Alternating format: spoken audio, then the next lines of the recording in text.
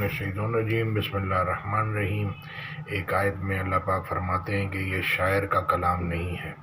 پھر شاعری کے بارے میں اللہ پاک کیا فرماتے ہیں؟ بڑے بڑے پی ایچ ڈی، بڑے بڑے ڈاکٹر انجینئر اور بڑے بڑے پارلیمنٹ اور پولیٹیشین اور بڑے بڑے مثالوں میں شعر پڑھ دیتے ہیں، اور اللہ پاک کیا کہتے ہیں قرآن میں شاعروں کے بارے میں؟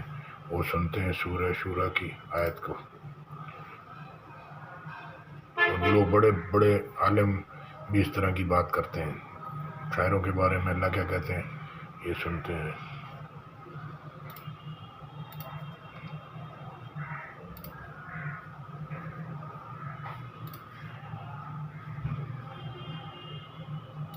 هل أنبئكم على من تنزل الشياطين تنزل على كل أفاك أثيم يلقون السمع وأكثرهم كاذبون والشعراء يتبعهم الغاوون ألم تر أنهم في كل واد يهيمون وأنهم يقولون ما لا يفعلون إلا الذين آمنوا۔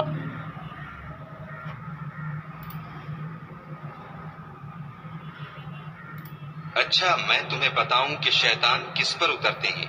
ہر جھوٹے گناہگار پر اترتے ہیں جو سنی ہوئی بات اس کے کان میں لا ڈالتے ہیں، اور وہ اکثر جھوٹے ہیں، اور شاعروں کی پیروی گمراہ لوگ کیا کرتے ہیں۔ کیا تم نے نہیں دیکھا کہ وہ ہر وادی میں سر مارتے پھرتے ہیں اور کہتے وہ ہیں جو کرتے نہیں؟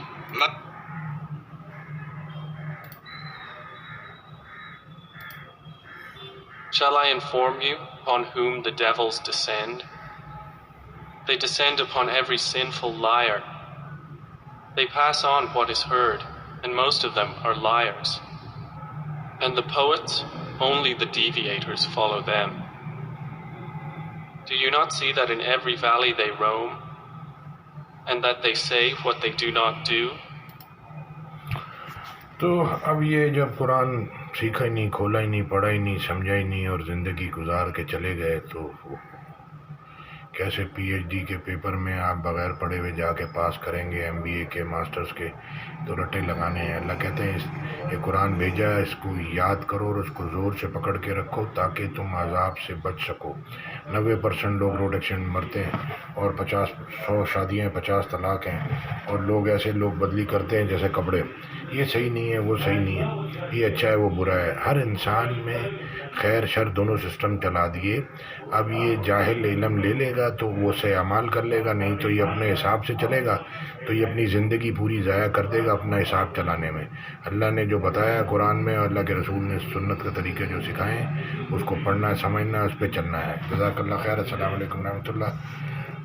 بحثیں کرنے کے لیے مطلب جو ہے اللہ نے منع کیا ہے کہ بحث مباحثے سے اجتناب کرو، یعنی کہ دور رہو۔ جزاک اللہ خیر۔ السلام علیکم ورحمۃ اللہ۔